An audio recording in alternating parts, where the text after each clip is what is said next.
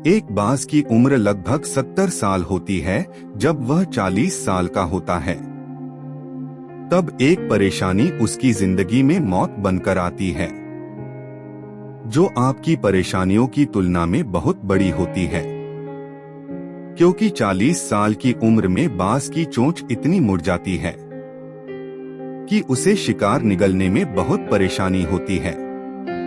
उसके पंख भारी हो जाते हैं, छाती से चिपकने लगते हैं, जिससे उड़ना बहुत मुश्किल हो जाता है।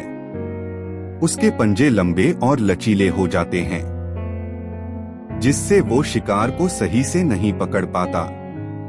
अब उस बाज के पास सिर्फ 3 रास्ते होते हैं। एक, वो अपने शरीर त्याग सकता है। 2, गिद्ध की तरह छोड़े हुए भोजन पे निर्भर हो जाए। और 3, सबसे कठिन और पीड़ादायक रास्ता अपने आप को पुनः स्थापित करके फिर से आसमान का सीना चीरकर उड़ने का। और वो इसी तीसरे रास्ते को चुनता है और अपने पास के सबसे ऊंची चोटी पे पहुंच जाता है। वहां पर अपना घोंसला बनाता है और फिर शुरू होता है परेशानियों को जड़ से उखाड़कर आसमान में उड़ने का सफर। वह अपनी चोंच को एक चट्टान पर मार मार कर तोड़ देता है, लहूलुहान हो जाता है और इंतजार करता है नई चोंच आने का। उसके बाद अपनी नई चोंच से अपने पंजों को काट देता है और फिर इंतजार करता है नए पंजों के उग आने का। उसके बाद वह अपने एक एक पंख को अपने शरीर से अलग करता है और फिर इंतजार करता है नए पंख उग आने का। और इस प्रक्रिया में उसे समय लगता है पूरे 5 महीने का। इन 5 महीनों के कड़ी तपस्या से एक बाज का पुनः जन्म होता है। वो फिर से तैयार हो जाता है आसमान का सीना चीर कर उड़ने के लिए।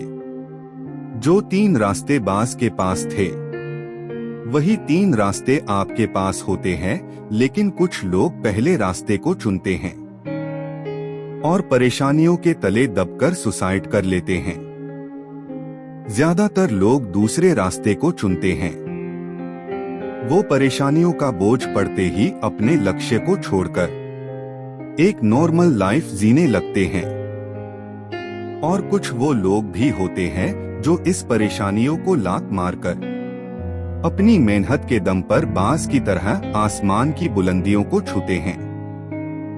दोस्तों, बाज की यह ट्रेनिंग हमें बहुत बड़ी सीख देती है कि अगर रिस्क लेना पड़े तो लो, क्योंकि अपने फील्ड में अपने आप को इतना ट्रेंड कर लो कि उस फील्ड में आपसे ऊपर उड़ने के बारे में सोचकर लोगों के पसीने छूट जाएं।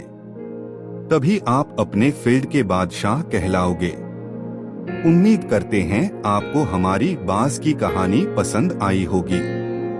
आपको ये कहानी कैसी लगी हमें कमेंट में जरूर बताएं। ऐसे ही और प्रेरणादायक कहानी सुनने के लिए हमारे YouTube चैनल को सब्सक्राइब करें। धन्यवाद।